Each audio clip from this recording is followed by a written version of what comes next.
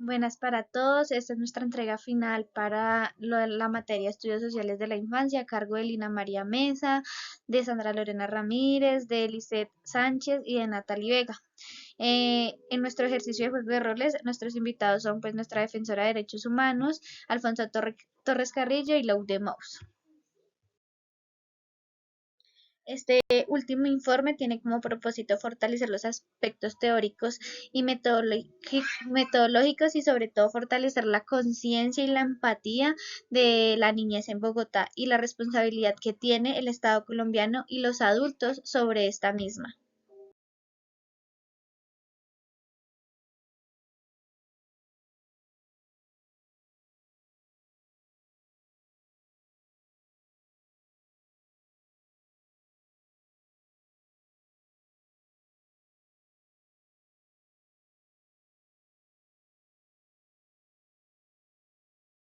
Muy buenos días a todos y todas. Les damos la bienvenida a Voces de la Infancia, un espacio dedicado a visibilizar y analizar las realidades más apremiantes que enfrentan nuestros niños y niñas el día de hoy. Hoy nos sumergimos en una dolorosa situación que se vive en nuestra propia capital, Bogotá, el drama de la comunidad indígena en Vera, especialmente la crítica situación de sus niños y niñas.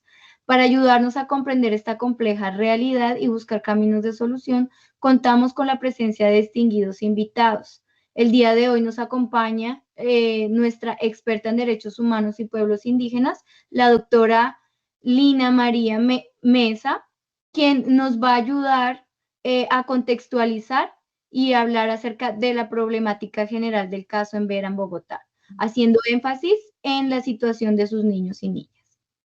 Muchas gracias, Liz, por haberme invitado a este espacio. Bueno, lo que vemos hoy en la comunidad en Vera, en Bogotá, es una crisis humanitaria que golpea con especial dureza a la infancia.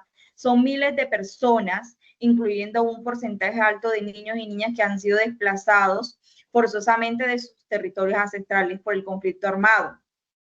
Y la falta de oportunidades llegan a Bogotá buscando un refugio, pero se encuentran asignados en condiciones infrahumanas, en parques, bodegas, unidades de protección integral, sin las condiciones básicas para una vida digna. Desde la perspectiva de la infancia, las problemáticas son alarmantes, la desnutrición, en muchos niños y niñas que padecen de esta desnutrición crónica, la falta de alimentación, que solamente consumen un solo alimento como es la bienestarina, la insalubridad extrema, que viven en condiciones de hacinamiento sin acceso a agua potable, kit de higiene personal. Esto ha disparado enfermedades respiratorias en muchos de los niños y niñas. Un caso muy preocupante como es la tuberculosis, poniendo en riesgo sus propias vidas.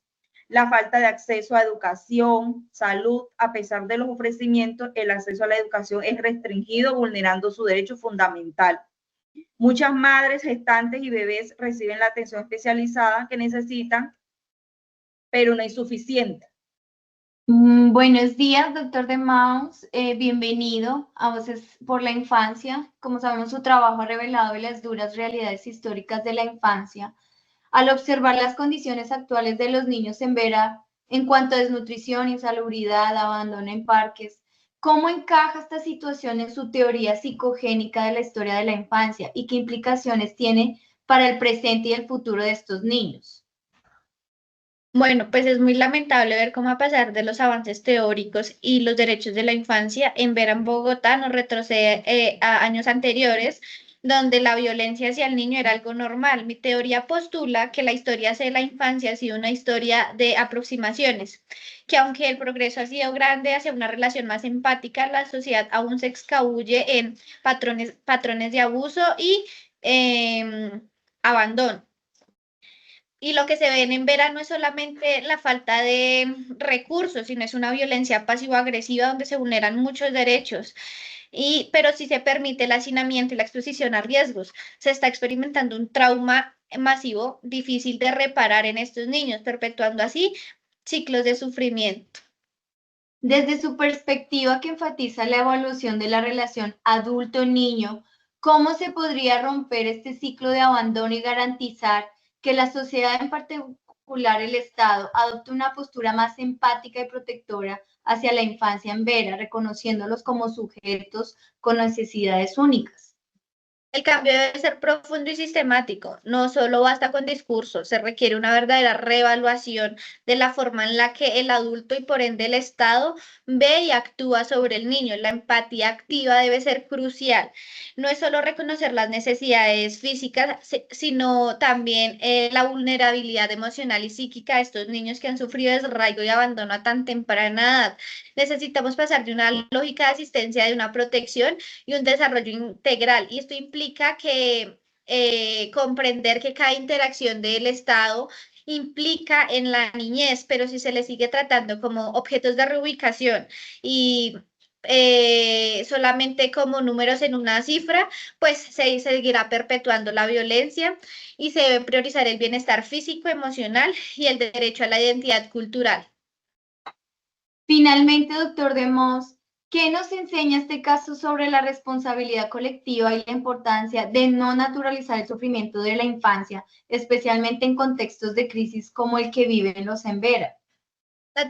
Naturalizar el sufrimiento infantil es una de las formas más peligrosas de violencia, porque esta la hace invisible. Cuando vemos niños en la calle desnutridos, enfermos y sin acceso a las necesidades básicas, no podemos simplemente quedarnos con la lástima y culpar a la burocracia. La responsabilidad es colectiva.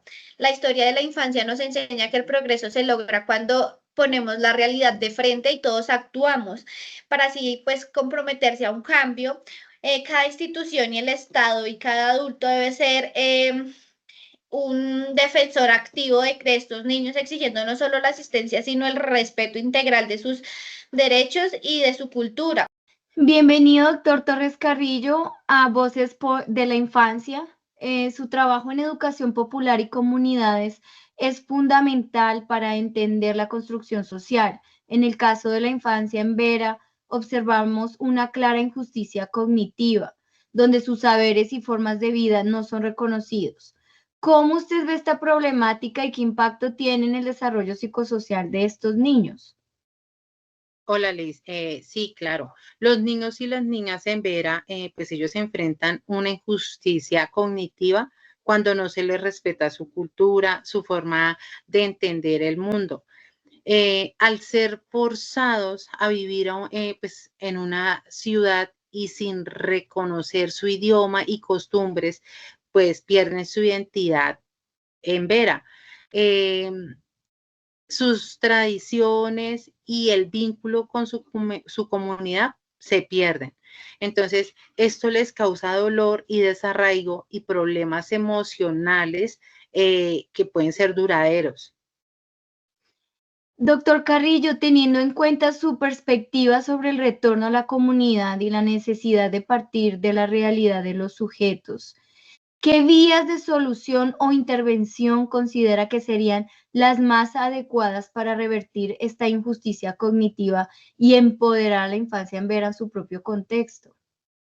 La solución a los problemas de la comunidad en Vera deben construirse con su participación y no imponerse desde afuera. Se necesita una educación con un enfoque popular que respete su cultura, sus conocimientos y su forma de vida. También es fundamental trabajar pues junto con ellos, reconocer su sabiduría y permitir que ellos tomen sus propias decisiones pues sobre su futuro. Muchas gracias, doctor Torres Carrillo, por acompañarnos y por su aporte en esta entrevista. Agradecemos a nuestros invitados por sus valiosos aportes sobre la infancia en Vera. Sus conocimientos nos recuerdan que debemos superar el burocratismo y la indiferencia. Este es un llamado urgente a la acción para garantizar la dignidad de cada niño. Muchas gracias por escucharnos.